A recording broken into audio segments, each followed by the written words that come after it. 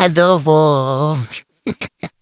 Welcome nga pala dito sa amin, maliit na kusina guys. No? So ngayon, ang request ng aking asawa ay magluto ako ng adobo na paborito niya. So habang nandito nga ako sa bahay, pagluluto po nga siya. So ayun, hiniwa-hiwa na natin yan guys.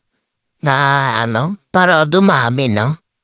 So yan, minamadali na nga natin yan. So habang naghihiwa ako guys, may kunting lang naman ako. So magpapasalamat po ako sa mga sumusuporta sa akin lagi at nagko-comment, nagla-like ng mga video ko. So pasensya na po talaga kayo na hindi ako makapag-reply guys.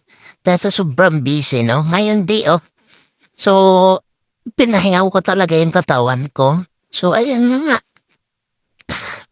Pero hindi ako nagsasama magpasalamat sa inyo guys. Alam niyo yan na love ko kayo. Lahat-lahat kayo. Ayan. Parang hinihingal ako no, habang nag-voice record. No. So, ayan. Ano ko lang, kinasagkisa ko na, ayan na. Para lang matapos na natin yung ating niluluto. Kasi maya-maya, uwi na ako. So, pinagluluto ko yung asawa ko, no, kasi para makasabay kami ulit kakain. Pag break niya, uwi siya dito para makakain kami pareho. Bago ako ulit papasok sa akin trabaho, 1 week na ba na pagudan?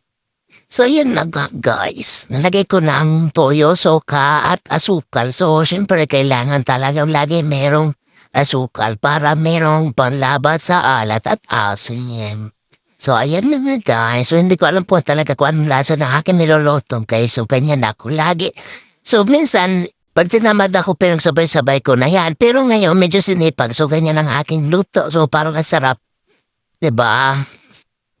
Pero hindi ko pa tikpan. Thank you for watching.